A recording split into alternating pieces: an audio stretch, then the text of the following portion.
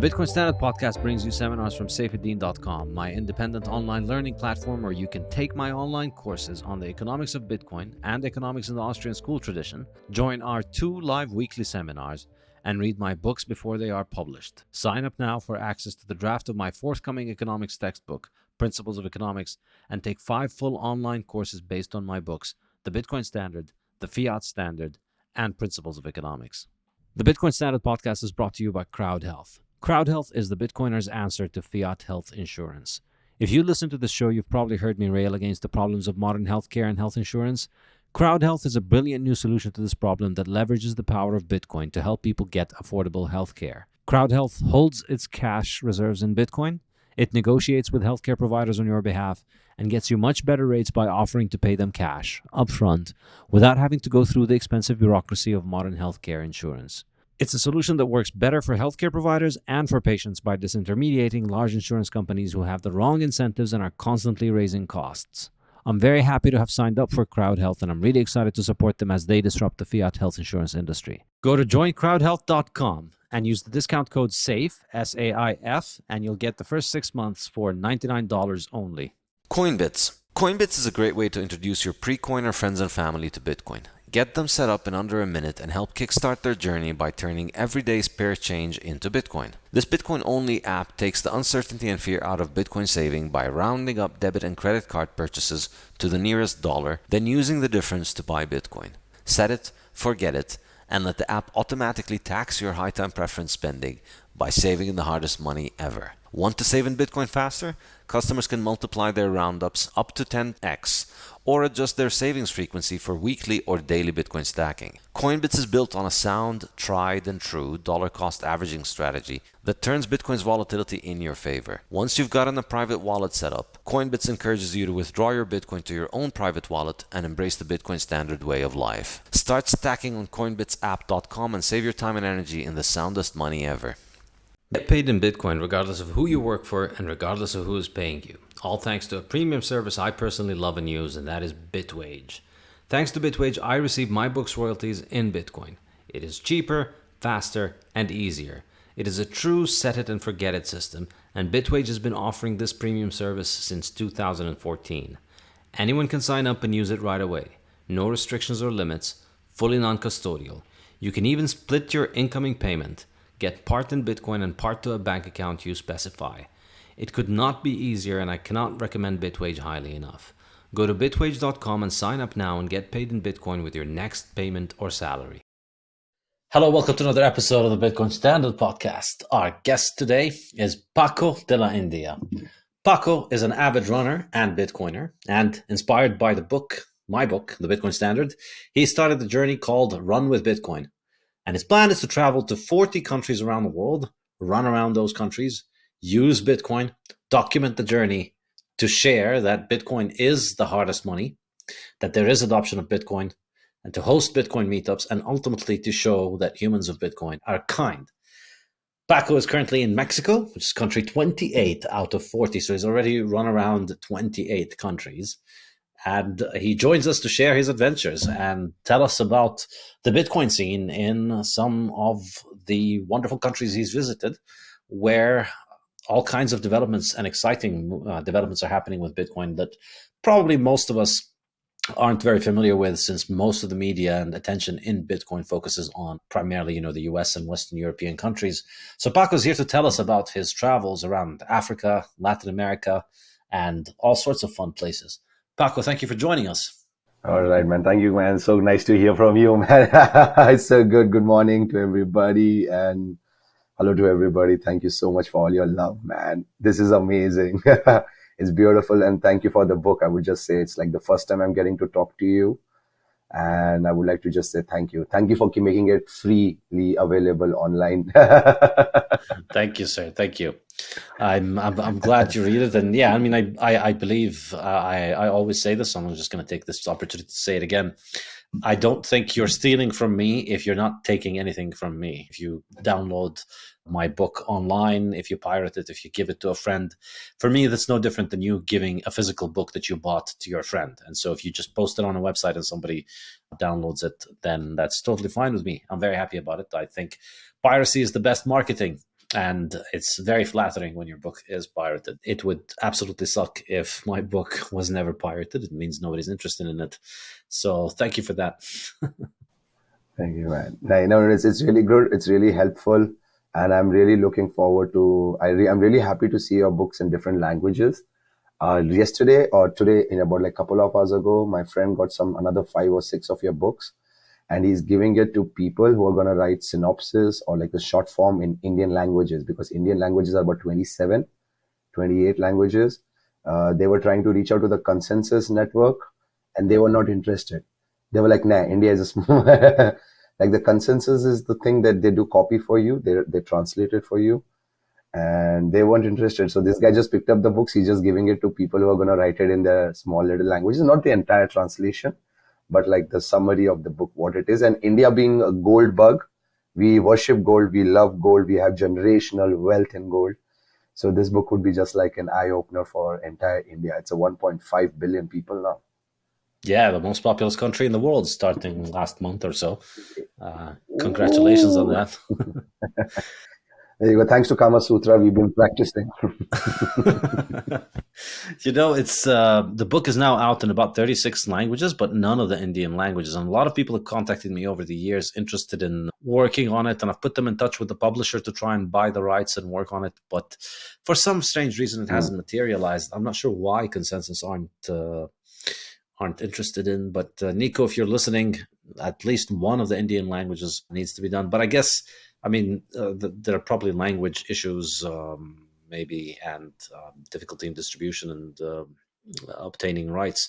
But I hope it gets sorted out. It would be great to get it into Indian hands, because, as you said, like the foundation is there because people get the idea of gold, and I think they get it, generationally, because of what I mentioned in the Bitcoin standard, which is that India was, along with China, the last two countries in the world that were on the silver standard. And I think, that in the early 20th century was a very, very, very big economic blow to India and China. And I think that's why people learned their lesson and became extremely, extremely avid gold bugs. I mean, the gold market follows the developments in terms of, the rainfall in India is one of the things that gold market analysts follow, because if there's a good rainy season, that means people are going to have a lot of crops. That means they're going to buy a lot of gold. If there's a bad rainy season, then people aren't going to have a lot of money to buy a lot of gold. So it's fascinating that, rain in India is one of the fundamental factors in the gold market. So I think, hopefully that gets people into Bitcoin. Yeah, inshallah, as they say. Inshallah. So let's begin by talking about you and your background and how you got into Bitcoin, what sent you down the rabbit hole. Where are you from? Which part of India first? Wow. I am near India. There's a small town near Mumbai. Mumbai is a very big city, but I'm near Mumbai. And I'm a normal life. Everything was going beautiful. Traveler by heart. Been traveling around since 2015. And I love moving around. I love meeting new people. Couch surfing. I do not know if you're aware of the concept. Couch surfing is more about in terms of like Airbnb, but with local people. And I've stayed in over 400 houses. So I really understand the concept of community. And in couch surfing, something great is don't trust, verify. So you get these references from the hosts, whether you're a good host or whether you're a good traveler. And so couchsurfing was a very important part of my life. But anyways, fast forward down to 2021, I was in Bengaluru. That's like the Silicon Valley of India. And I did not have money to pay my rent because we had just come down from the second Corona lockdown. My business had collapsed and I was off, and I was going to shut down the house, shut down everything and move into a farm, learn about what is farming, what is eco farming, how is the ecological products doing. And it was a full moon night when my friend gave me a call. His name is Pareen. He gave me a call and he was like, Paco, do you want to travel the world? And I'm like, yeah. He's like, but you got to travel on Bitcoin.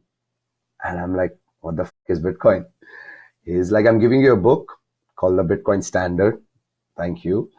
And read this book and come to me. I started reading it. I mean, like the first 30, 40 pages are enough for anybody to go down further. The next 150, 100 and 200 pages are just down there to just cement the fact like we are fucked. like we are screwed. And for me, I was like, Jesus Lord, this is so true. So I read that book 3 days. I went to the Google. I tried to find anybody who's traveled on Bitcoin. I found there was one guy called Felix Weiss.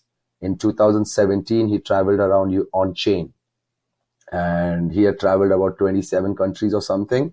He was documenting, he was making blogs about it, but then he stopped.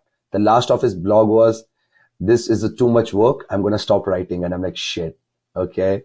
Now what do I do? I was like on Google, and then I figured out there's Bitrefill, there is Travala. And then I found a couple of these American videos where they were traveling on 24 hours on Bitcoin. And I was like, okay, I can pull this out. At the end of the day, we need Bitcoiners. So I started off the journey, and then the journey just picked up. I remember selling off my furniture and getting $200 for that furniture and bought Bitcoin. Hosted my first Bitcoin meetup, and somebody gave me another $200. And then a co-developer came through, and I was asking him for like the first Bitcoin transactions. He gave me $1,000, and boom, the journey just started. And the entire journey was crowdfunded. I am really grateful to every Bitcoiner who is listening to this. So I'm going to say namaste and thank you to everybody, because you believed in something that people thought is not possible. And yes, we are early. Yes, everything is a bubble. Yes, you should hodl. Yes, I'm with you on par with everything. But yes, there are Bitcoiners around the world. So ever you're stuck anywhere, you can do a P2P transaction anywhere in the world. Humans of Bitcoin are kind people. All they want is proof of work. That's what was missing in our world. We had moved away from work to stake. I mean, stake is good. You will say that. But we were all about like, hey, you don't know who I am. You don't know who my father is. You do not know what I've done. But so, yeah. So humans of Bitcoin are kind people. So really thankful to you all. I'm really happy to share this with you all. I've hosted like 88 Bitcoin meetups in 28 countries. So thank you, man. Nice. Wow. Amazing. That's pretty incredible. So Yeah. what were you doing before? You said your business was ruined by COVID. What kind of business was it? I had just started off in 2021, right after the lockdown. I started off like website making. So I had a lot of connections in websites, camera, videography. So I used to connect all these people like a freelancer and get the work going. But since coronavirus second lockdown came in, nobody was allowed to move. Nobody had budgets, and everything was just like cut out. So just couldn't like expand into connecting people to do anything because everything was on ground, Yeah. So yeah, lost that part, but it's everything good. Yeah. This is, I mean, you are part of a very rich tradition of people who got orange pilled by the coronavirus situation because, all the way from people like Michael Saylor. I mean, he never cared to look into Bitcoin, and then the coronavirus happened, and all these people suddenly were glued in front of their computer all the time, and they had a lot of time on their hands, and the world was acting really weird. So you wanted to know what was going on. And, in the case of Saylor, in his case, and in the case of many people in the US and in the developed countries, they saw bond yields crash to zero. So they saw that their savings and their investments are likely not going to work out very well for them in the long term as they started looking into alternatives. I was obviously people who follow me on Twitter will know this. I was extremely hostile to the entire idea of lockdowns and all the insane voodoo that was practiced on a global scale during the hysteria at that time. But I think there's an enormous silver lining to it, that it shook a lot of people out of their complacency, out of the fact that things are well enough, things are not perfect. Maybe they'll improve if we vote for the right guy next time, or if we don't vote for the bad guy next time. But then when you are told you can't leave your house and the government is going to print money and hand it out to everybody, wait a minute. It's the reaction that a lot of people had. And they start digging down the rabbit hole and they start looking into what's going on. And I think I think a lot of new Bitcoiners came in. I think it might be the case that the coronavirus crisis gave us a bigger boost to Bitcoin adoption, because all of those people were just online, and you just had to see one tweet from Bitcoin Twitter to get sucked into that black hole and just keep going down that rabbit hole. So when did you start your running? I started it was August 21. and it was in August. It was a full moon night, so I remember that really well. And August, I read the book. September 17th, so practically, let's say in 21 or 22 days, I had to like shut down my house and I had to start my journey. It was the Bitcoin price was at about 48,000 or $50,000, and it was up. So I saw a little bit of going from 50 to 55 to 60, 65, and then that's it. Then I've just seen it down and down and down and down and down and down, down, down. I think this is this time when it's at 30. This is the first time I felt the joy, because it was 16,000 and it went to 30, and I'm like, yes. Then the bank started crying, yes, and everything started happening. I was really happy. Like I would tell you like this, in my entire journey, I've had various moments, but the one moment that really really I felt angry, I get really angry, it was March 14th or 13th, when it was a Sunday and I was in Brazil, and what had happened? The banks had printed money on a bloody Sunday. They had printed $300 billion on a bloody Sunday. And I remember my father not giving me a pocket money on a Sunday because I did not listen to him. And they just handed out $300 billion on a Sunday. They played with my future. And I'm like, how dare you do that? How dare you do that on a Sunday bloody evening? Come on, wait for a Monday. No, they did a handout. At that very moment, I was like, okay, this is true, man. There's no other way. Like I remember, I see that video of Max Kaiser tearing away that $10 bill on a CNBC and be like, yeah, this is all going to zero. This is all going to zero. This all is going to zero. And you're like, yeah, that's so true. You know, I still get goosebumps every time I tell this to anyone. It's been like 2 months almost. But what the hell? How can you do that? Like, how the hell can you do that? Because you have military. When you have military, you have power. It's like your father with a stick. You listen to him. They got a stick. They're going to tap you on it. Yeah. Now I remember this. I think for me, it brought flashbacks of 2008. It was like PTSD, and that we're back in that situation where every Sunday, all the central banks get together and tell you, hey, everything is fine, everything is great, and we're just going to hand out a few $100 billion this weekend because everything is fine and everything is great. So that's why all of us are getting together at the same time on a Sunday evening. European central banks and the US central bank were all, making joint statements at the same time to assure you that everything is fine. I remember, I think it may have been that day, March 14, I tweeted something which went pretty viral saying, we're already at the stage of Sunday evening press releases announcing that everything is fine of the banking crisis, so fasten your seatbelts. And indeed, since then, we've had another 2, 3, 4 bank failures. And with interest rates continuing to rise, it seems quite likely that this situation is going to continue to get exacerbated. And then fiat banking is just going to get more and more consolidated. And I think, the obvious end game is everybody gets an account with JP Morgan, and that rolls out the CBDC. I can't complain. I can't be surprised. And I think nobody has any right to complain.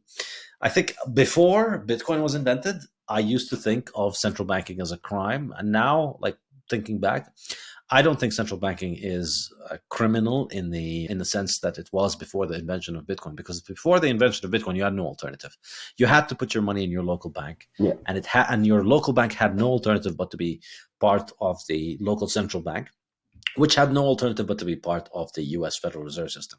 So the entire planet was forced to download this monetary malware, as I like to call it, in the Fiat Standard, and you had no option to opt out. Now, 2023, 14 years after the invention of Bitcoin, and it's running. Honestly, like for me, this is like people who fall for any kind of scheme, any kind of scam. Like somebody sends you an email or sends you a DM on Twitter and tells you, "Hey, how is your trade going? Send me 5 Bitcoin, and I will send you 20 Bitcoin back next week." 10. Yeah, 10 or whatever. On the one hand, obviously you sympathize with the victims, but on the other hand, nobody told you to send 5 Bitcoin, and nobody told you to expect to have that money back.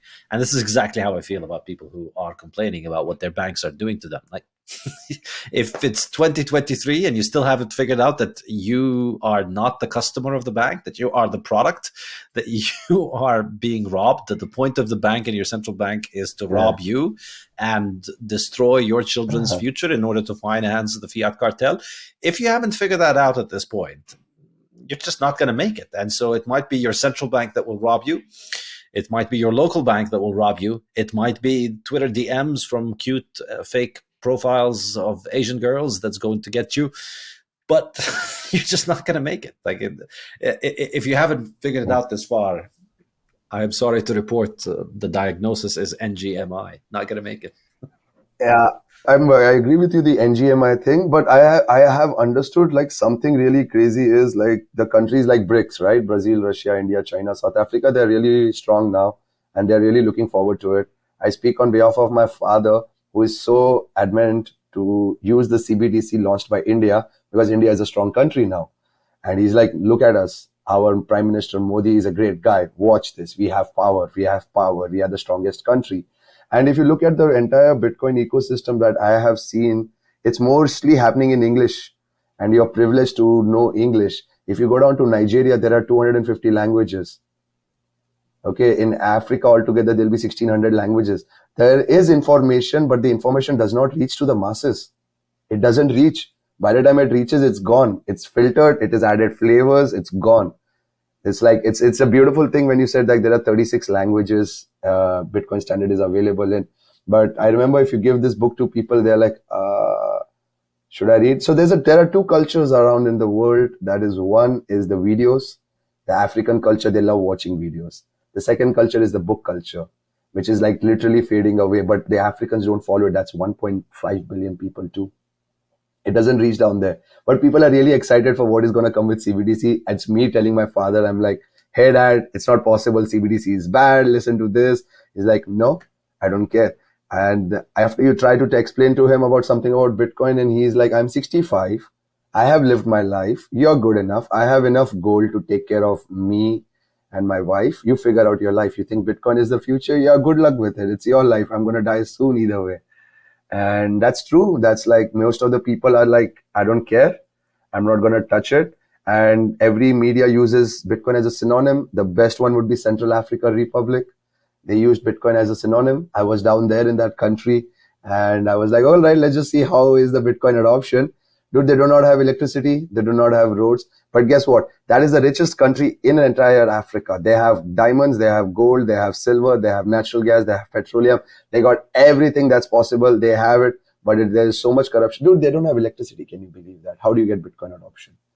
But they used Bitcoin as a word because they wanted it to be synonym to the other coin called Sango coin. So yeah. Yeah, you've been there, right? Dude, yeah, man, dude, it is crazy. Hey. Like, hey, if you see that part of the world, have you been in any parts of Africa after you moved back? Have you been to other parts? I've been to North Africa and South Africa. I've been to Egypt, Tunisia, and South Africa, basically. So, like the non-tropical parts of Africa. I haven't been to the tropical parts yet, but hopefully one day. I didn't do Egypt because they said it is, and I don't speak Arabic, so I felt like I wouldn't be adding any value. South Africa. Dude, South Africa does not have electricity for 8 to 10 hours. Max is, you can ask with Max, they don't have 8 to 10 hours of electricity. Now, this is the country that has given 40% of the world's gold reserve. 40% of the world's gold has come from South Africa. And that country now doesn't have electricity for 6 to 8 hours. That means like, let's say 10 to 12, then 3 to 6, then 9 to 12. They will not have electricity. And how do you function without electricity? Like, what are we? What is a human without battery today? Who are we? Fiat problems. This is what happens. Like, they have a government and a central bank that are very busy printing out money. Okay. And that just ends up with more and more corruption. And that's what allows, ultimately, all of these institutions to act completely irresponsibly and continue to survive and continue to thrive and continue to get more and more money. It's very sad. Yeah, it's like a completion of the journey. So yeah, I mean, this is fiat problems. They have a central bank that prints a lot of money, and the central bank printing a lot of money allows the government to take charge of all critical infrastructure, because now you don't need to run the power utility to survive in the market efficiently. You don't need to run it efficiently. You don't need to actually give people electricity. You need to run it to the benefit of the local regime. So I speak from bitter, painful, dark experience in Lebanon, where I saw the grid go from close to 24 hours. It wasn't quite 24 hours, all the way down to now. I think it's at about 1 or 2 hours a day that people get electricity. People get 1 or 2 hours a day of electricity. And then the entire country is therefore having to rely on private generators and solar panels. And so everywhere you go, there's ugly solar panels covering everything. And everywhere you go, there's ugly diesel generators making noise and making smoke.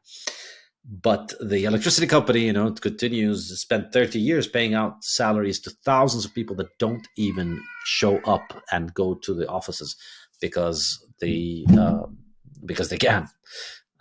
So yeah, it's pretty remarkable. But I think, yeah, again, obviously, Bitcoin fixes this. Bitcoin fixes a lot of things, eh?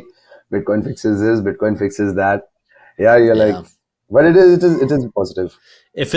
If Bitcoin doesn't fix it, then it's not a problem. But that Bitcoin fixes a lot of things. I wanted to share this with you. I met some of the folks of your group in Puebla in Mexico. Oh yeah, and they are like I think so. They are 99.99% meat, cheese, butter, milk. Dude, like that was the most emptiest refrigerator I've ever seen in my life. And then they started talking to me about Fiat food and grass-fed meat. So, dude, that guy was I wouldn't call him toxic, but he's such a maxi that he also orange-pilled his butcher. So he walks to his butcher, he pays him in Bitcoin, takes his meat, comes to the house, puts salt. That's it. Nothing else. And I had to do that for 2 days. See, I come from India and cow is my god. Okay. So for me, we grew up eating veggies. And we were eating white meat. But he's like, no, pollo is bad. No more white meat, only red meat. So I had 2 to 3 days with him. And I was like, okay, let's just try because I eat meat. And I was like, let's just see how does this feel like. Yeah, you feel different, you feel light, but dude, they love you. They worship you like so much. They're like, you can't eat an ice cream. Saifedean doesn't allow it. And I'm like, okay.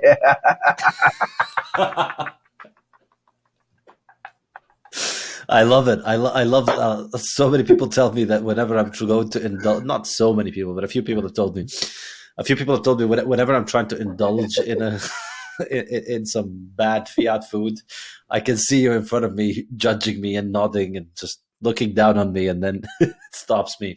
And I'm glad to hear that. I mean, that's probably making people feel better and healthier. Yeah. If my work can have that impact. I haven't diversified into diet influencing and selling diet plans and stuff, but because there's really nothing to sell. It's just eat red meat until you're full and drink water when you're thirsty and salt to taste and get on with your life. That's it. I can't sell that. Well, I mean, I could, but like, there's no fun. Bitcoin is more fun. Yeah, I'm gonna share with you one story of this. There's this Baba. It's a guru in India. He just eats potatoes. So I happened to go there. I went to meet him. So he eats potatoes and smokes marijuana. All right. So I went and asked him. One day I sat and I asked him, like, Drew, like, why do you just eat potatoes? And this was his words. He's like, when you eat one thing, you have one track mind. You're not distracted by the other distractions in this world. That's why I just eat one thing and I have less things to worry about.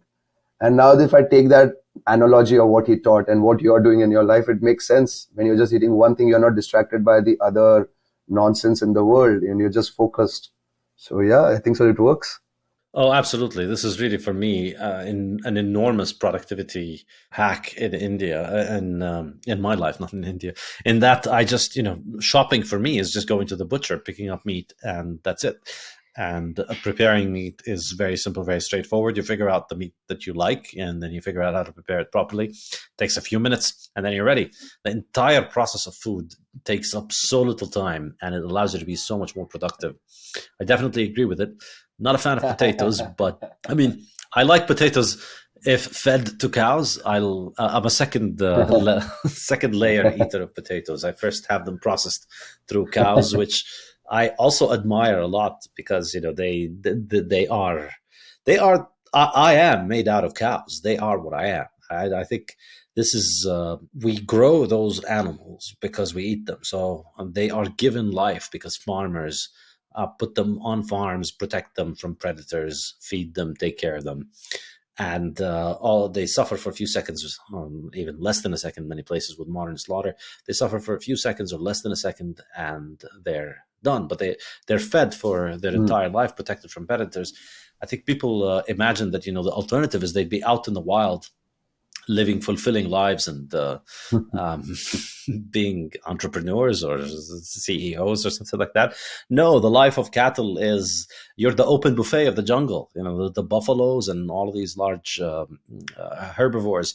They walk around in herds and they're an open buffet. All the carnivore animals are constantly snatching them. So life for them is just you're walking around all day and you're just wondering if it's going to be you next, or it's going to be your friend or your child or father that's going to be eaten by the next lion or tiger. So, farms are much better than that. So I don't think eating meat is wrong. You're going to have fun in India, bro. The Indian audience is waiting for you. I'm just waiting for your book to just go viral there. And then they start following you and then they listen to you. It's going to be so much fun. It's going to be so much fun when they're going to get you to India. It's going to be so much fun. I don't know. I'm not sure I should go. I think some people might get too upset. No, bro. I'll tell you something, bro. See, God, for us, cow is God. God is love. For you, cow is food. Food is love. So if you equate it all, it's food is love. Food is God. God is love. Everything is all together. It fits in the bracket. You have it on the plate. We have it in front of us. So that's it. There's no difference, I feel. Yeah, and I mean, ultimately, a lot of people have a misconception about Indian vegetarianism. They think we eat cow. We eat cow. We eat cow. We eat cow in like that eastern part, the southern part. We have them great beef fry. We eat it.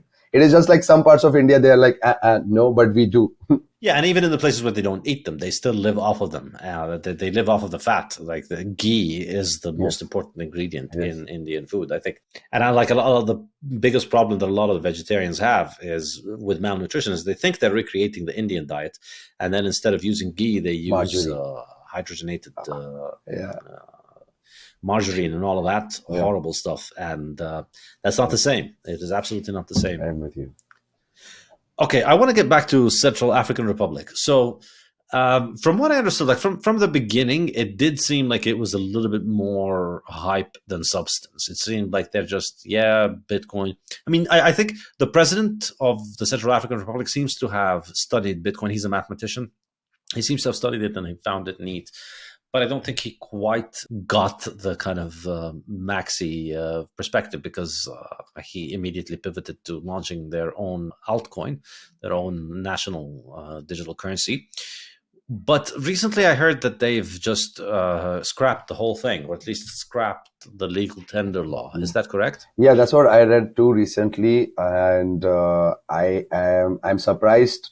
I'm not even surprised. I'm like, yeah, sure. Because, dude, let's say a population of 5 million people. Out of 5 million people, the money is with 50,000 people. So that's like the 1% of the people who have the money. And those are the people who run the country. Those are the people who run the show. The other people are literally like farmers out in the jungle. There is like still building roads. Still, it's like, it is funny thing to see that there were a lot of Lebanese people who had businesses. So the entire business community that was run was Lebanese and the Syrian people out there who had these big shops and everything. And the money was just going there. You had the UN military. You had the French military. You had the Russian military. You had their local Central African military. And like, it is so rich that France does not want to let go of it. France still has the power. They still use the CFA, the CFA. So it was just like, I really felt after being there, I was there for like 2 weeks and I felt like they just did it because I think so. It was a dummy project for France. This would have been like a project where they were like, all right, let's play a trial and error in Central Africa Republic. And this is why they did that, because there was no need for it there. Because imagine they do not have network connection. And when you don't have network, how do you move Bitcoin? And you just say it because they wanted to do some money laundering themselves. It was just too early. And I don't see this happening in any African country for that matter. Any African country, I can stand out there and I can say, it's not going to happen, man. Because If you start moving money, that takes away the power of the government away. Then why do you need a government? So yeah. Yeah, great question. You don't. Um, but yeah, I think, I mean, honestly, for me, and I keep saying this, and a lot of Bitcoiners don't like me saying this, and they think it's just, the hodl monomania, the number go up. But realistically, at this point, I think you look at places like Central African Republic Yeah. and, not just Central African Republic, even most places in the world. Realistically, Bitcoin is not going to be the mass circulation currency very soon, unless you have unless you have a very high tech population, very tech savvy, and you have a true crisis in terms of the local currency. It's not going to happen to be the mass circulation currency, and that's just okay. I think it's a lot of us, when we first learn about Bitcoin, we get really excited about it, and we have this idea. This was me a few years ago. When you have this idea where you think in your mind that, oh, wow, this is going to obviously going to eat the world in the next 3 weeks. And you just sort of duck and like, oh my God, the world's going to fall apart now because everybody has switched to Bitcoin. And then you wake up the next morning and same old keeps happening. So I think at this stage, realistically, if you're going to be using Bitcoin in any way that is, if a government is going to really be using Bitcoin in a way that is truly effective as a tool and not as a publicity stunt, the best thing you can do is put part of your international cash balance in Bitcoin. That's it. Like at this point, you buy a small percent of your reserves, you put a small percent of your reserves in Bitcoin, you start stacking sats. And the idea is that in a few years, this is going to change your budget. I think it's going to be difficult, particularly in places that aren't very tech savvy, that don't have mass cell phone penetration, smartphone penetration, not even cell phone. It's going to be difficult to just have this kind of adoption. And I also think it's going to be difficult to have it decreed from above. Like many Bitcoiners seem to think that, the Central African Republic saying that this is legal tender is just going to force everybody to start using it. But in reality, legal tender laws don't create money. They don't make what money is. The market determines what money is. And then legal tender laws, they acknowledge that reality. No government decided that gold needs to be money. Gold became money, and government realized if they want to stay in business, they need to use gold and they need to run their balances on gold. The government follows the market. It's not the other way around. And so I think the from a technological perspective, the real value proposition at this point, I think for most people, is simply benefiting from using it as a superior reserve asset as adoption picks up organically, as people learn more and more about it. So yeah, I wasn't very surprised that they scrapped the project in the Central African Republic, because from the beginning it seemed like it was focused. They didn't announce any purchases of Bitcoin, and they were shitcoining too, so they clearly don't get it. But they have they've made the first mistake, and that's the first step on the road to Bitcoin. We all made stupid mistakes. I made a lot of stupid mistakes dismissing Bitcoin in the early years, coming up with all these PhD educated, sophisticated reasons for why actually Bitcoin can't work. But you have to make the mistakes in order to find the right way. Yeah, that's the way you fall down to move forward. But yeah, man, I would like to just say, like, Africa is one step ahead of the entire world in the financial liberty. One step in a different angle is they use mobile money. They use this little old Nokia phones and they can send money using it. So they are well advanced to it. Like, I am currently in Mexico. It has 130 million people living here. They are way closer to United States of America. But these people do not have the liberty of moving money freely. Like, you have to have a bank account to move that thing. You have to, like in India right now, we have Google Pay and Phone Pay. Or in Brazil, they have Pix. Like, you just give somebody their number and boom, the money goes like this. This is somewhere, there are like many countries that still do not have access to this. This is the beautiful thing. And this is why when I came across a project called Machakura, that you can send Bitcoin using Lightning, it was a win-win situation. But Asaf, I would just say this, something true. I would agree with you. I've moved around trying to spend Bitcoin. I have moved around trying to find these places. But we are very early, man. Like, we are like 25, 30 years early. I just still feel it. Like, anybody comes down to say we are 2 years and 5 years, and I would be like, yeah, talk to me, man. I'm like, talk to me. I've seen what's on the ground. I've seen what's there. Let's sit and let's have a chat. Dude, and the step one would be being a reserve currency. The step one would be it being a store of value before it becomes anything further. Because we need to appreciate the fact like gold is a store of value. We need to appreciate the fact like Bitcoin is a store of value. It is something you cannot see, but you can hold it. It doesn't get expired like your US dollars. Like I'm going to share something with you, brother. DR Congo. I was in DR Congo and they do not have roads. Okay. We are in the heart of Africa. I'm going through and I had $100 bill. I wanted to convert it for the local money and they said no. He's like, we don't accept this $100 bill. And I'm like, why? He's like, because this is printed in 2009 and they just accept the money that is printed in 2013. And I was like, Jesus, my money gets expired. Why don't you tell me that? And that's the reality of life. People don't accept now dollars that are printed prior to 2013. We have already reached that age. And that is not really positive, that is really like an eye-opener. Like, Yeah, and famously, of course, you come from India, so I'm sure you'd yeah. remember the demonetization catastrophe that you guys had a few years ago. This is, I mentioned it, the Bitcoin standard. It's actually this is quite unique only to government money. Seashells didn't stop working overnight because somebody issued a rule saying your seashells are broken. They may have lost their value over time. They lost a little bit of value over time, but they continue to work from one day to the other. But it's quite unique how governments do that. It happens quite often, and of course they can confiscate your bank account and they can do all kinds of things. As you know, as we like to say, play fiat games, win fiat prizes. That's true, man. That's happening in Nigeria. They did it like about 3 months ago in Nigeria. They did that. And it's just like a reset button. This is what I see around the world. In another 5 years or 10 years, it's just going to be reset. It's just going to be hitting reset and reset and reset and reset. This is what they did in Mexico in 1994. Was 20,000 pesos. They removed the 3 zeros. They did that in Zimbabwe. They did that in Zambia. They removed the 3 zeros. Ghana, they did that. They're just going to keep doing it. And this is how the world is going to work in tyranny. And it's just going to keep on going. Yeah. Yeah.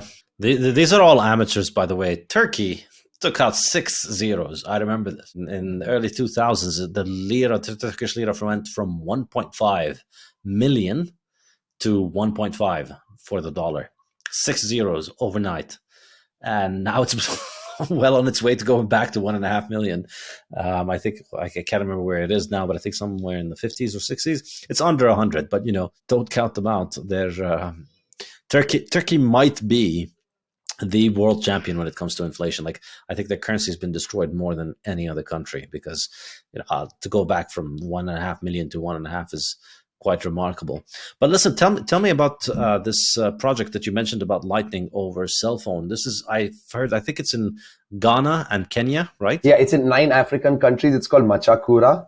It is made by Kogatso. It is custodial. Let's move on from there. It is custodial, but it gives you an access to move your Bitcoin using the Lightning network. So basically, if you have your old phone, Nokia or Samsung, because that's what most of the people have their old phones, you can just type *343*. You can type the person's number, type the amount of sats and send it across. And it will just go over the network, and they move between Nigeria, Ghana, Kenya, Uganda, Tanzania, Malawi, South Africa.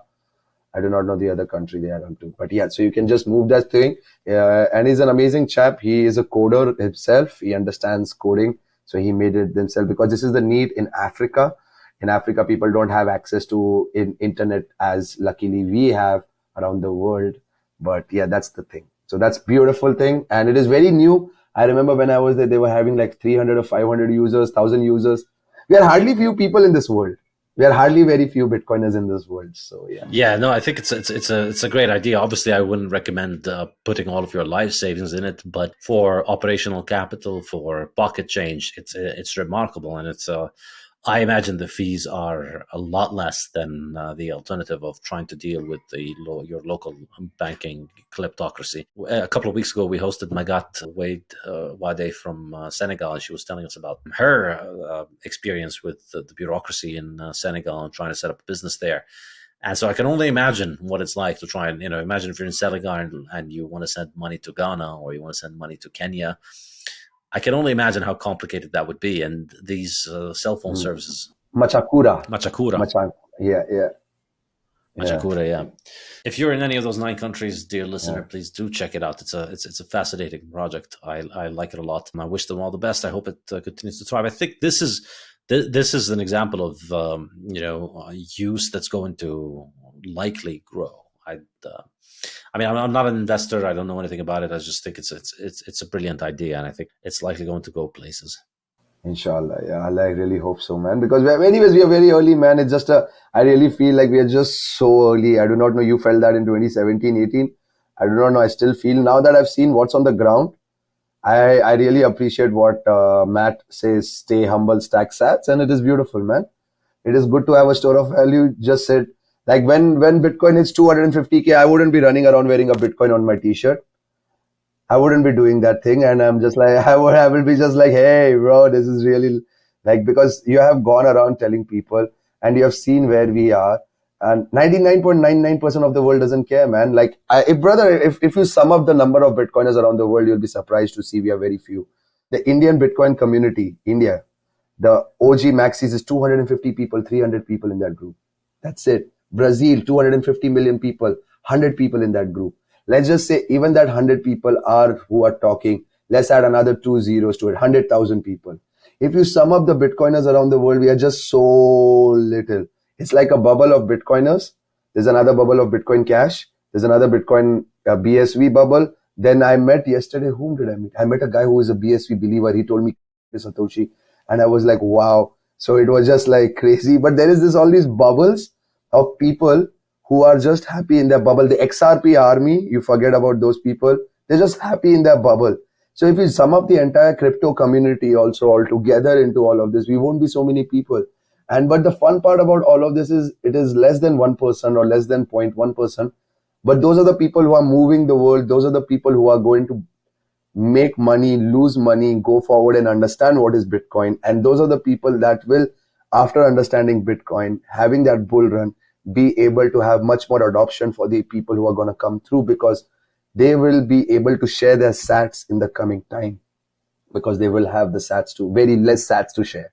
Yeah, I think 0.1% is likely an exaggeration. I think it's probably closer to around 1%, maybe 2%. And when I say Bitcoiner, I mean you don't have to be on Twitter posting memes and dunking on the Federal Reserve in order to qualify as a Bitcoiner.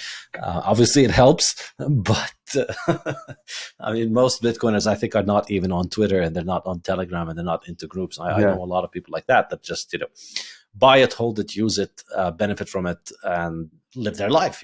Go and work and earn and raise your kids, and I think that's natural.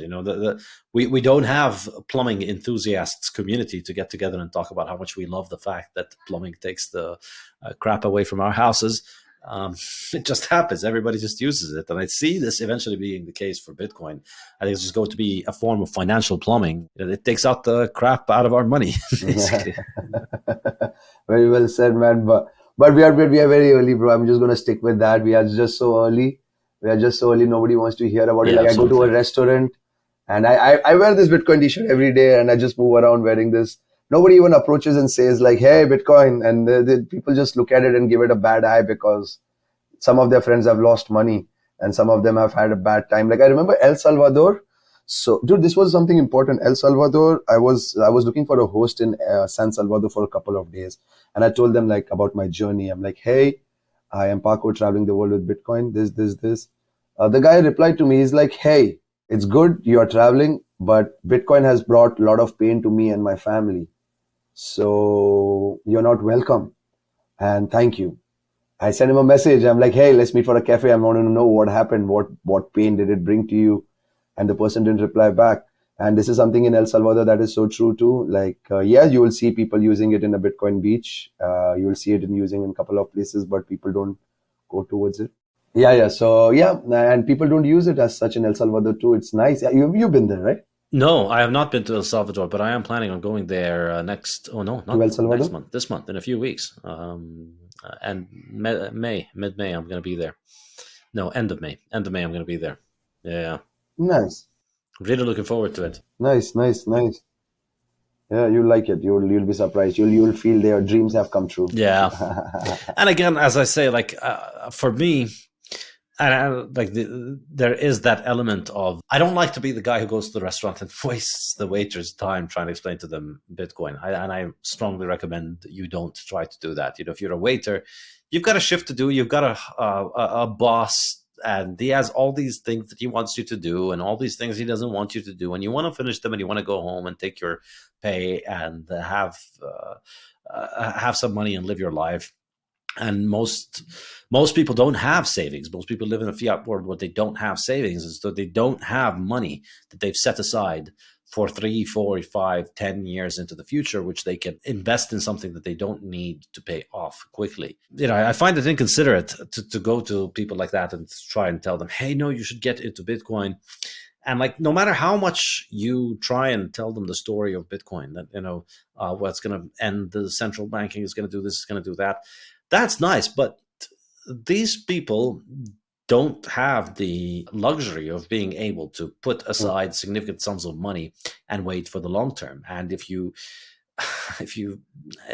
waiter doesn't brush you off, which I'm confident he's likely going to do, he's going to make conversations like, oh, wow, that's interesting. Obviously he's trying to get a good tip. And if he goes and he puts all of his wealth into Bitcoin and then Bitcoin crashes, it's a dangerous thing. So it's better to have adoption come naturally and organically rather than through this kind of evangelism that can be reckless. And I see how it can appear to people in these countries. In a sense, what it looks like is there's this amazing, crazy, large Ponzi scheme in the US and Europe. And in order for it to keep going, they need to find more and more people. And that's why they come to our country and tell us, buy our bags, basically. We're looking for people to buy our bags to keep pumping it. And I personally don't encourage that kind of behavior. I think, when people are curious, talk to them. And with people who have significant resources, people who have significant savings, somebody who's got 10 years income in a bank in a modern economy, then I think that's a much more likely success in terms of orange billing it, because they are thinking about, what am I going to do 10 years from now? And the reality is the vast majority of the world doesn't have the luxury of thinking about what they're going to be doing 10 years from now, because the world 10 years from now is a highly uncertain place. We don't know if we're going to be there. We need to feed ourselves the next week and the next month and the next year, and we've got kids' tuition to pay at the end of the month, and we've got rent to make, and you can't afford to think about what you're going to do in 10 years, and you can't afford to take resources from today towards 10 years. Well, I shouldn't say you can't afford. I think everybody can afford to save for the future. It doesn't matter what your income is. You can always choose to spend all of your income. You can choose to spend a little bit less than your income, or you can choose to spend a little bit more than your income and get into debt. I think that's true for everyone. It doesn't matter if you're earning $1 million a month or if you're earning $10 a month. If you can live on $10, you can live on 9.5, or you can live on 10.5. And similarly, if you're earning $1 million a month, you can live on 950,000, or you can live on $1,050,000. So, but realistically, most people who are in that situation of not having significant savings are in no position, thanks to decades of fiat and hyperinflation and currency destruction all over the world. They're in no position to think of such a long term. And why I like to usually tell people to keep their hopes down and not get their heart broken when they hear things like that. I know a lot of people who went to El Salvador thinking it's just going to be Bitcoin Twitter, basically, but in real life, it's all going to be people with orange t-shirts on and talking about how awesome Bitcoin is. It isn't. El Salvador is a country, and people have bills to pay and things to do. And most people everywhere, haven't thought enough about the issue of money to be able to accept such a solution.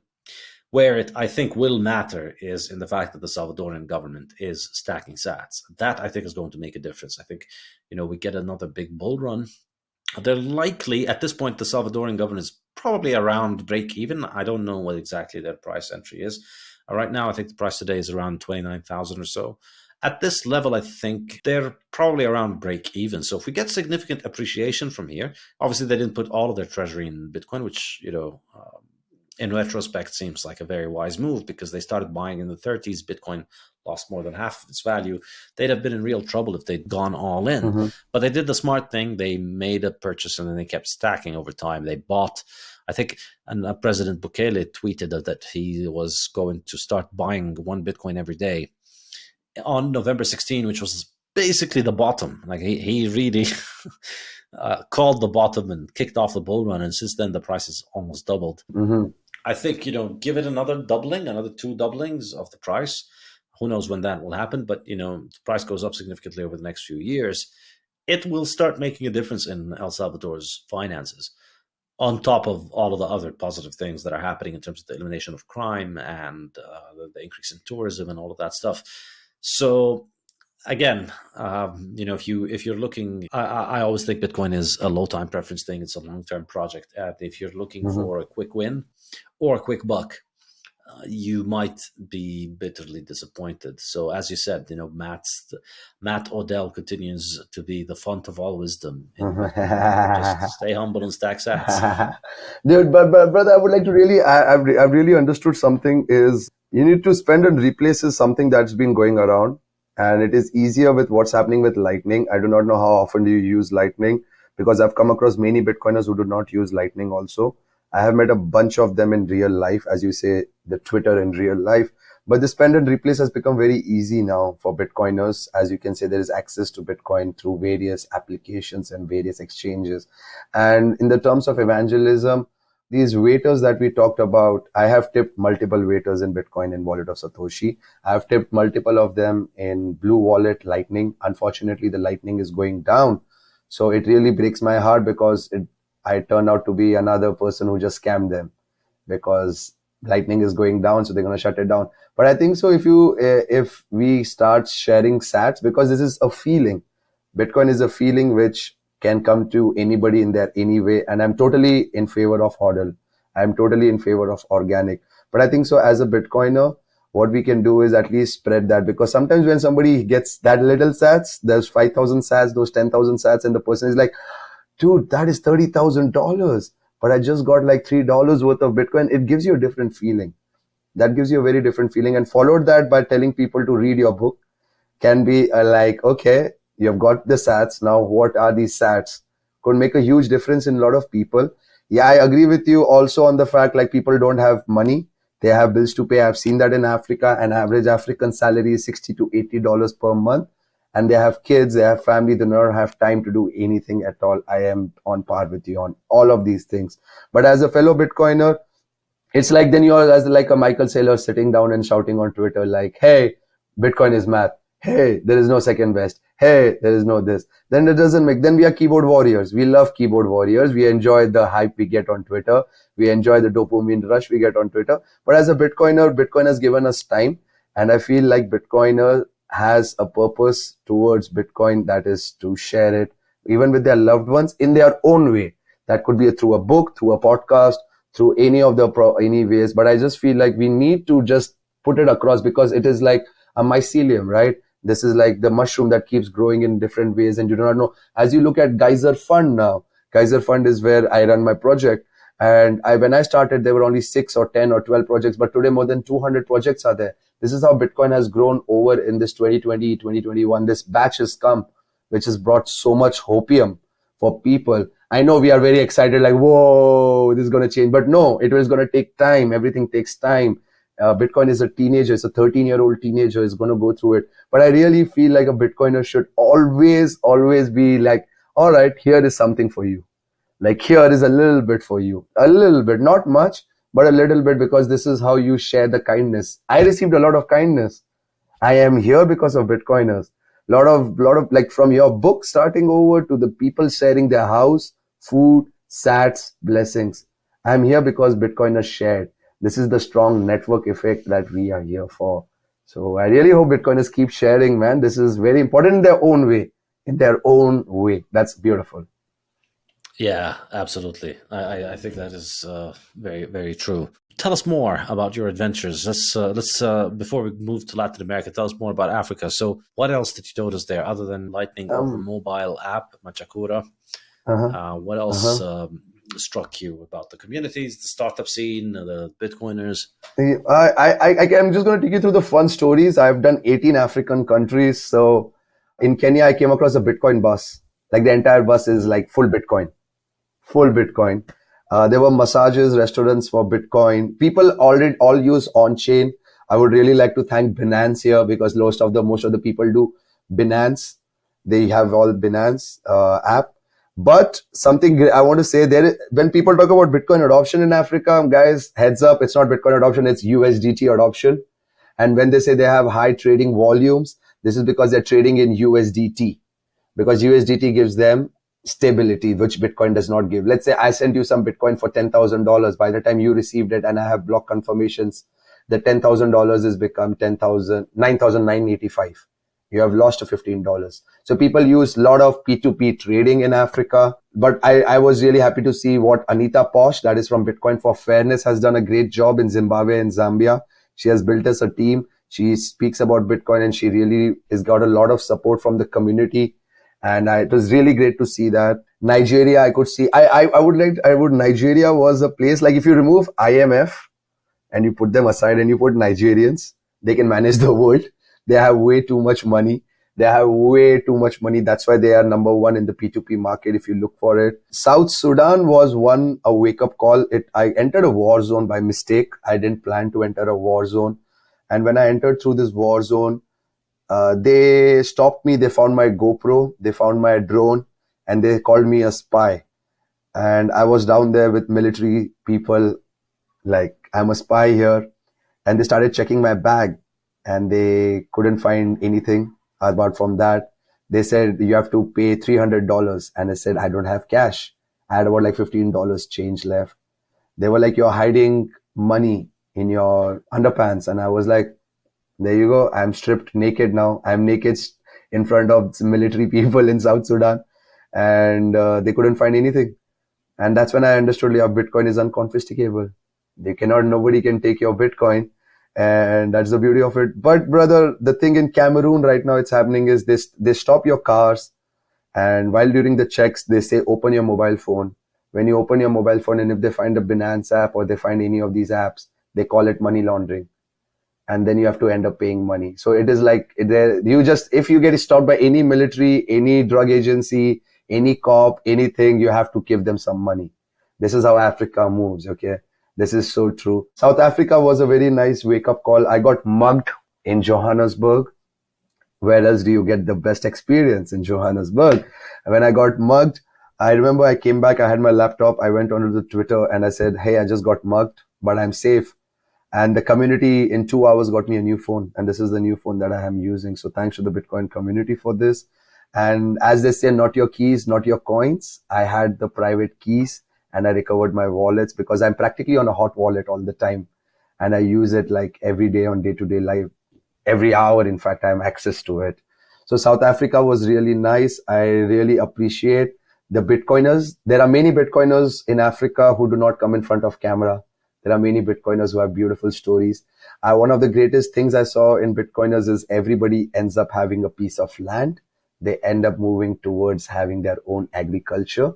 And they'd end up being self-sufficient. They would be running their own node, hiding next to a waterfall or right in the middle of a desert or next to in somewhere hidden places. There are these Bitcoiners, these little pockets of Bitcoiners. There are these little citadels coming through.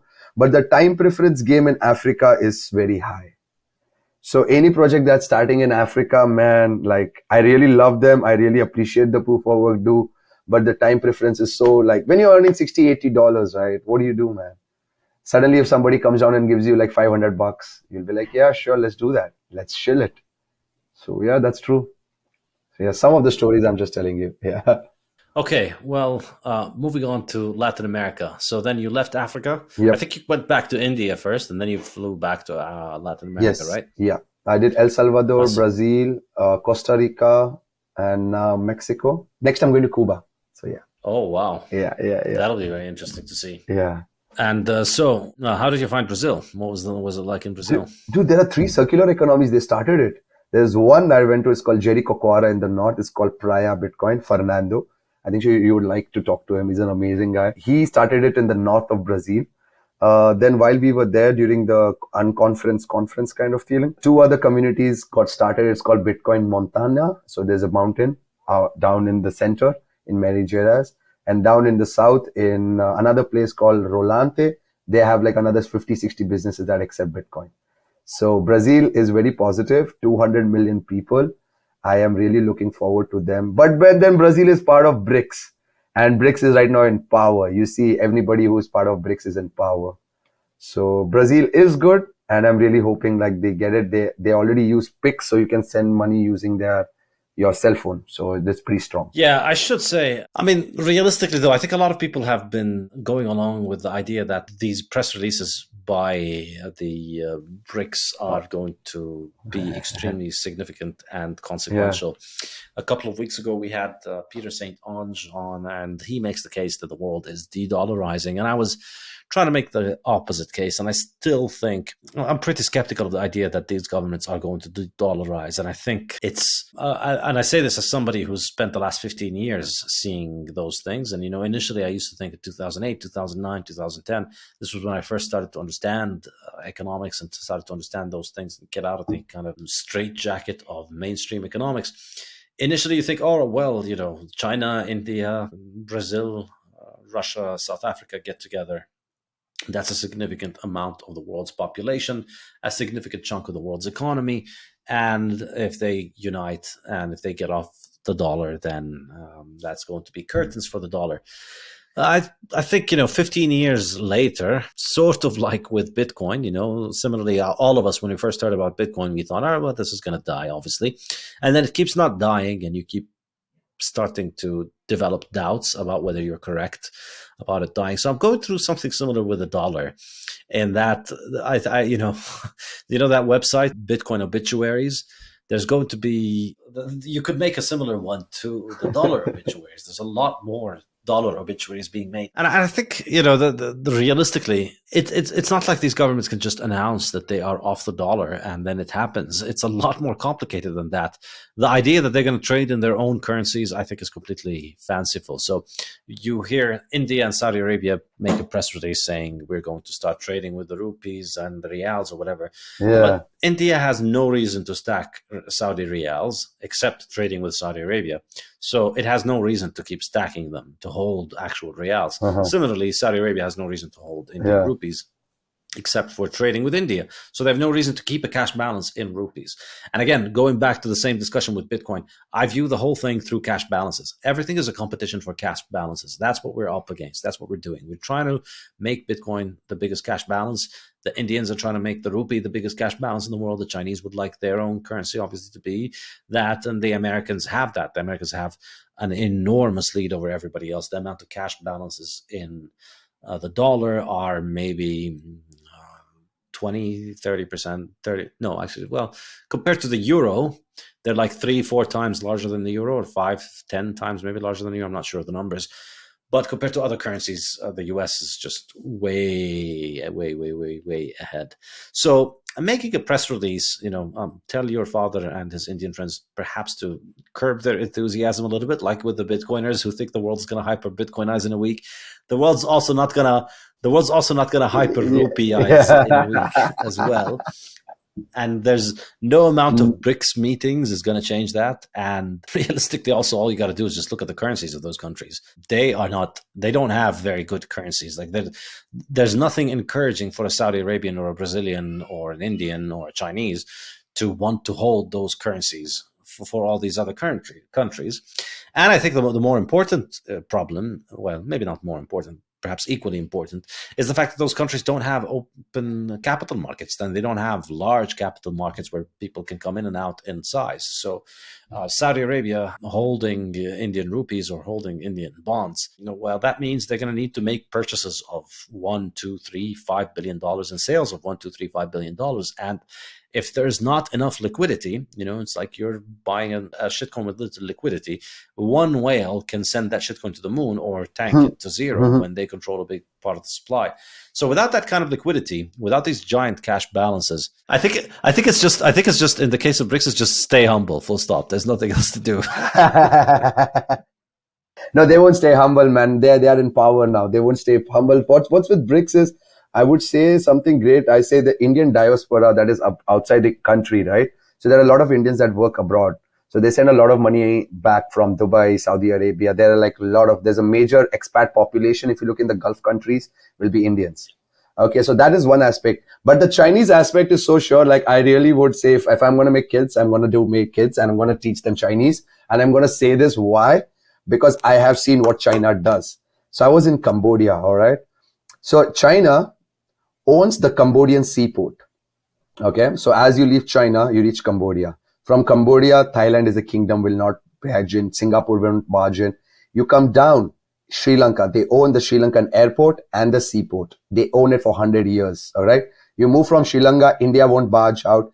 Pakistan, they own. You come down from Pakistan to Oman, Oman to Kenya. Kenya, Tanzania, Mozambique, South Africa is a part of it. Angola, Nigeria, Ghana, Senegal. All the airports, all the seaports, all the roadways are owned by Chinese. I'm not kidding. I've seen this with my own eyes. There are Chinese roadways, Chinese casinos, Chinese food, Chinese everything. So it's all China. Namibia, I forgot Namibia. I'm so sorry. As you move forward, come to the other side, Argentina, Chile, they own it. They own it. Like you can't do anything.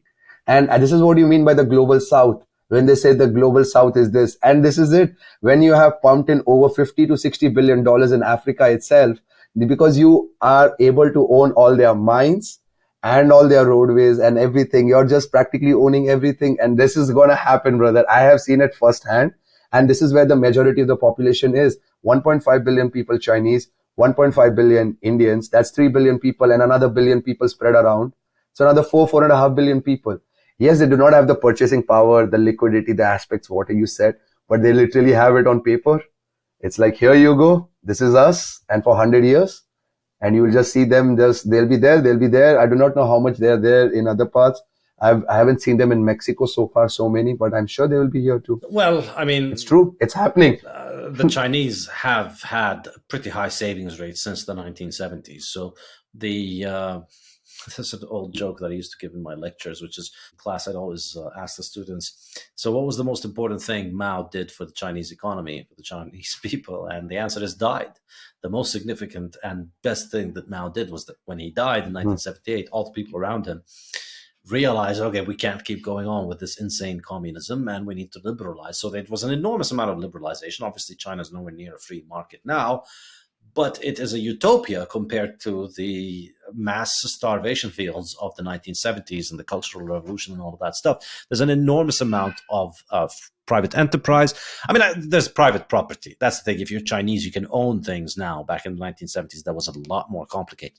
So clearly, you're going to get a lot of economic growth if you go from a communist slave camp into semi-free society, even with a totalitarian regime. So obviously, that was one part of it, the liberalization. But I think another major part of it was that the liberalization came along with a policy of high savings. We have to save a lot. We have to make a lot of savings. And so up until the up until around the financial crisis, the way that they saved, the best thing for them to save. And as China grew as an economic power from sort of insignificance to a very significant economic power, the best way for them to save was like for everybody else pre-Bitcoin, it was buying US Treasury shitcoins. And so you buy the US Treasury shitcoin, you have a lot of liquidity in it, you can come in and out, you can get in and out of the market, and it's the, as they like to say, people, it's the least dirty t-shirt, so that's the one you end up wearing amongst all the fiats. Now, obviously, since then, the Chinese have not stopped holding US Treasuries, but they've basically flat on U.S. Treasuries. So China owns roughly about the same amount of treasuries, around $1 trillion, which is what they owned around 2008, 2010, if I'm not mistaken. I don't think there's been a significant increase in the amount, whereas, of course, in that time, the value of $1 trillion has gone down significantly. So China's assets, the smart thing that they're doing, in a sense, is instead of buying treasuries and watching the U.S. Federal Reserve print away their people's savings, they're buying hard assets, and they're having to buy hard assets all over the world. So Chinese companies, individuals, and state-run institutions are investing more and more and holding on to these assets. Yet I'm going to go back and tell you, dear BRICS, stay humble. Just simply owning seaports around the world isn't going to cut it. You need open capital markets with an enormous amount of liquidity. And the Chinese don't want to have an open capital market. Like, they don't want to do it. They have capital controls. You can't, if you're the Saudi wealth fund, you can't decide, hey, we're going to buy $5 billion of Chinese assets, or we're just going to sell $5 billion of Chinese assets. You can't do that in a day or two or a week as you can with the treasury, which is a lot more liquid. So, there's this, I like to use that quote from Ronnie Coleman, the bodybuilder. Everybody wants to be a bodybuilder, but nobody wants to do the heavy lifting. And the heavy lifting is making your currency not inflationary, having an open capital market, liberalizing your economy, and which means a significant amount of loss of power for the Chinese Communist Party. So you don't want to do that. And so, buying ports in Namibia or Brazil or Pakistan is no substitute for that. Yeah. Issuing press releases with India and South Africa and Brazil about we are concerned about the dollar. That's also like the guy who just goes online and spends his time fighting with people about bodybuilding on bodybuilding forums instead of just doing the heavy lifting. That's so true. That's why I think so. That I really love the power what Elon Musk has of Twitter now. It's like anybody who has the media has the power, and media is the way of controlling whatever they want to say. This the way they control in China, the WeChat. Is the media, access to media. And the way we consume media now is like every 30 seconds there's a new media. And there is just a plethora of media. Yeah. I think, if Elon Musk's track record is anything to go by, he's never built a successful business without government subsidies. All he does is his business models are just to figure out where the subsidies are. Opportunist. Yeah. Beautiful opportunist. Beautiful. Respect the man. Opportunist. I don't. I respect opportunists who take opportunities with their own money. I don't respect opportunists who take government subsidies. You take government subsidies, I lose all respect. So, but what I think is interesting is that what you mentioned about Twitter is true. Obviously, media is very important. And I think him playing the whole free speech platform card as soon as he took it over has increased the value of Twitter, perhaps not to advertisers and not to sponsors, but it increases probably to his real target market, which is governments. So now he's opening up all the files about corona hysteria and what happened. And he's basically showing governments, I'm the one you need to worry about. And if you want me to be on your side, then you want to basically start paying. And I'm sure he's going to find a way to run Twitter based on government. And I think, he's mentioned a lot about turning Twitter into the everything app, the app where you do everything, where you have everything. And I think and he's mentioned WeChat. I think perhaps that's where this is going. I think there's a good potential that this is going to be something that essentially Twitter now is extremely valuable for the Chinese Communist Party. It's an asset that's definitely worth investing in because Chinese have invested heavily in media worldwide.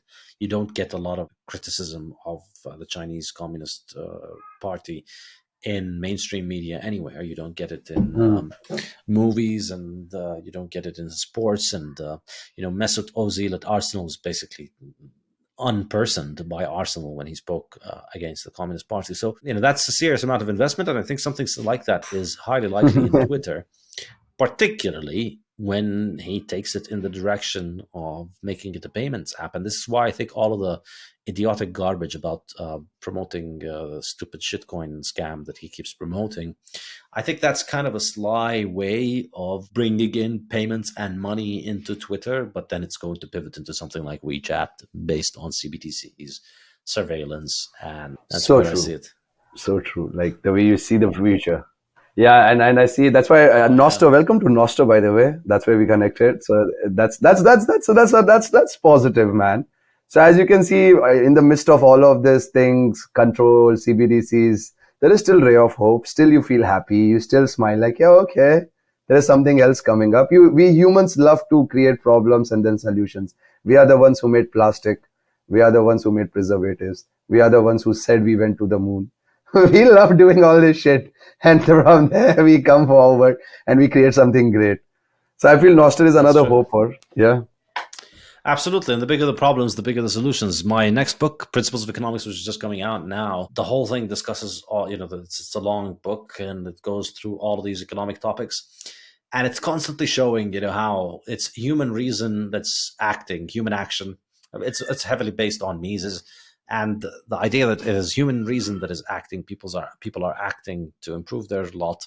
And then on the other hand, they're constantly facing troubles. And those troubles could be the lion that can eat you, which invites you to think, and then you build the wall around your house and you develop weapons to keep the lion away. And then, here we are. We're no longer, most of us are never going to get threatened by a lion for the rest of our lives, whereas lions are threatened by us. So we've solved this problem for the majority of us in a sense. And historically, whether it's flooding or rainfall, we're always constantly finding problems. And, then in the latter chapters of the book, I get into the topic of money, the topic of central banking and all of the problems of statist control and how that's destroying economic productivity around the world, how that's robbing people of their money. And I get into all of the fiat ruins the world stuff. But I conclude, to give you a spoiler, if you don't want a spoiler, you might want to skip the next 10, 20 seconds, this podcast. But the conclusion is, this isn't the first problem that human reason and human progress and capital accumulation has come across. It's a formidable problem. The enemy is absolutely ruthless. It's powerful. It's completely uninterested in any sense of decency, absolutely ruthless in its self-interest. But it's, I believe, not a match for human reason. We continue to find alternatives. We continue to find alternatives, whether it's in money with Bitcoin, whether it's in communication with all these open source protocols like Nostr, particularly Nostr. And I think we're just going to keep finding more and more solutions. It's the higher they build their barricades, the stronger we become. Wow.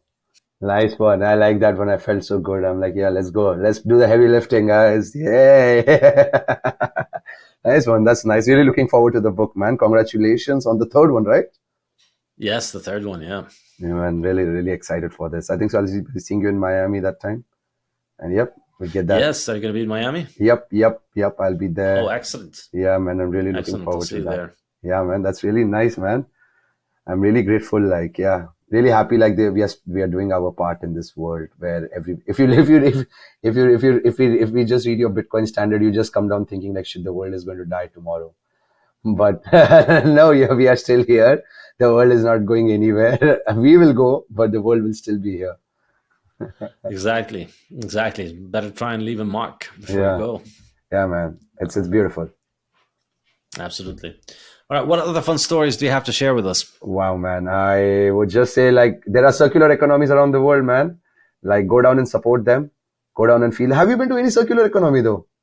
No, I have not. Come on, dude. You're living the life in a book world. Come on, get out of the books. Go live a life. Go out. Spend your sats. You can replace them. It's okay. I'm going in 2 weeks. I'm going in 2 weeks. Yes. I want you to spend sats. Which you haven't, which I know you do spend sats, but I want you to spend it for a coffee. Like, yeah. No, listen, I'll tell you, like, I don't just spend sats. Like, my website is primarily a Bitcoin denominated operation. I pay all my staff in Bitcoin. Yes. Basically, if you don't take Bitcoin, it's just, and I do it not out of ideology. It's just because dealing with the bank transfer every month is, it's like getting a root canal every time. To try and go into the app and then answer questions and all that stuff. Whereas with Bitcoin, if I just pay you with Bitcoin, so all my staff for the website and for the podcast, everybody just gets paid in Bitcoin.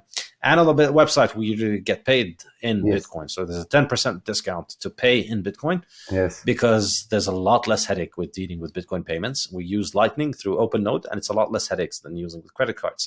I use both. I've tried them both for a couple of years now. Lightning is much more convenient, and also it's more convenient because ultimately, my cash balance is going to Bitcoin. So if you're paying me in dollars, I still need to transfer these and buy Bitcoin with them. Whereas if you pay me in Bitcoin, then it's good. So it saves me the hassle. It saves me the transaction cost.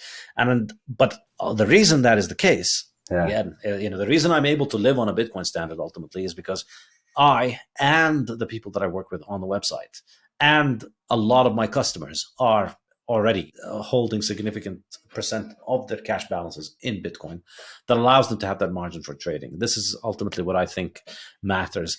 So that's what I believe is how this is going to develop. As you stack more sats and know people who stack more sats, the natural opportunities for trade and efficiency. It's no longer going to be, let me spend and replace. It's going to be, let me just spend. It's my money, it's my cash. And so there's nothing to replace it with, because that's my income, that's my expenditure. Yeah. You got your. I think so. This is what's going to happen, as you said, or somebody said. In the future, we're going to be earning money in Bitcoin only, and as we speak. But there are a lot of great circular economies. I would say in Senegal, there's a circular economy. In South Africa, Bitcoin Ikasi. I really like Bitcoin Ikasi because there are slums, and they're using Bitcoin because they eat for food, for haircut. I got my haircut there, paying with Lightning Bitcoin. El Salvador, Costa Rica. Costa Rica has Bitcoin Jungle. And it is very nice. There, they started off just as a mean of accepting money, but slowly and gradually people started saving their Bitcoin from 10% to 30% to 50%. Bitcoin Lake is down there. So what has happened in South Africa is there is another four started. There's something called Bitcoin Withstand started, Bitcoin Ubuntu started. So what is happening is these circular economies are starting in different parts of the world. And this is what it means of Bitcoin adoption, which is really hope now, like, hey, let's give it a shot. And I really thank Bitcoin Beach for supporting many projects like Bitcoin Beach, Mike Peterson and Roman Chimbera. They support a lot of projects, and they want to see that there is Bitcoin adoption happening around the world from bottom to up, as where we have Samson Mao on the other side that is going from top to bottom. So I believe like everybody is doing their fair share in this world. And this world has some good people, and we can have hope. I just understand, like, keep your head down and keep working, man. Because when I started, I was like, yes, I will do Bitcoin. But as I reached Africa, my eyes just opened up, and I became calm. I was like, shit, this is crazy. Here we are fighting about why didn't I get a PS5, and we are here complaining about our life. But there, the people are just fighting for the basics of their life. We are really privileged. I really feel Bitcoin is a rich man's game. If you have some spare money, you are the lucky one to venture out into Bitcoin. So yeah, if you have luck, if you have money, good luck with Bitcoin. If you don't have money, make money and get some Bitcoin. Yeah. Yeah, and if you don't have money, the main reason you don't have money is almost certainly your fiat money. I think everybody in the world has been deprived of the ability to save over the last century, and just ask everybody. Imagine if your parents never experienced inflation. Imagine if the money that your grandfather earned 60 years ago, or your great grandfather earned 100 years ago. Imagine that money. It appreciated 1% per year. Everything that your great grandfather earned, everything his son and his son, and then you, over the last 100 years, your family had a form of money that appreciated 1 or 2 or 3% per year. Instead of what everybody went through, and it's not just Africa, it's everywhere in the world. Everywhere has seen massive inflation. Everyone has seen very high hyperinflation. It's certain, well, maybe not everyone has seen hyperinflation, but everybody has seen high inflation, and everybody has seen the destruction of the value of their currency. Everybody has seen banks collapsing. Everybody has seen all of these wonderful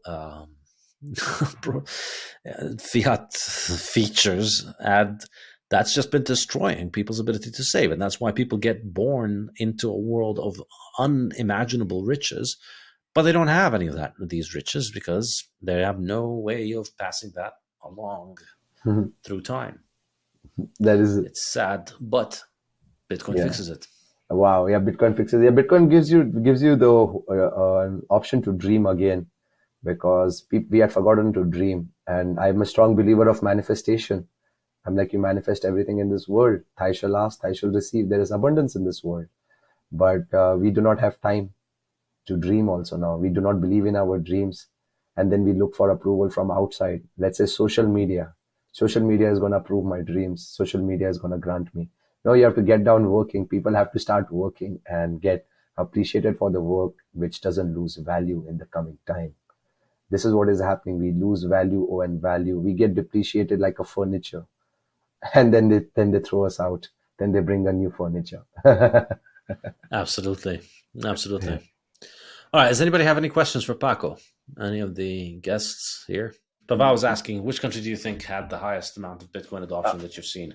I would say undoubtedly it would be El Salvador. because I went to a dollar store and I used Bitcoin. They said it's a dollar store and I used Bitcoin. It was funny. I bought my McDonald's and everything. El Salvador would be first. I would then secondly go down to Costa Rica. I would give Costa Rica that. And the third I would give it to is Brazil for that matter, because of the circular economy that is coming about. Bitcoin adoption, guys, people love USDT. Huh? I'm going to say this too on the Bitcoin Standard podcast. I'm going to say people love that stability that the USDT gives. And as Saifedean says, like, as you say, brother, like when you hodl enough, then only the stability will come. So hodl enough for the stability to come. So yeah, so as of now, I would say El Salvador is definitely the first one. And as we move forward, let's see which is the second one. Bitcoin Cash is coming down in St. Kitts. So yeah, that's the second one. Yeah, no, good luck on that. Yeah. All right. Yeah. Well, Paco, thank you so much for your time. This has been absolutely inspiring and fantastic. And best of luck on all of your running and all of your Bitcoining and all of your orange pilling. Yeah. And keep us posted with all of your updates. Man, thank you so much for having me over. I would really appreciate, like, if anybody would like to support the journey, it's on Geyser Fund. It's with Run with Bitcoin. If you give me your Bitcoin, I'll run with it and I'll come back with two. No, I'm just kidding. No, but any support would be highly appreciated. I'm really thankful. And if you want to subscribe, it's on Paco de la India. It's called on YouTube, where I put out my videos. And you can just see, I'm going to be releasing the Central Africa Republic video in 2 days from now. So yeah, thank you so much, man. Awesome. Thanks a lot. Have a good day. All right. Thank you. Bye-bye. Cheers. Bye-bye.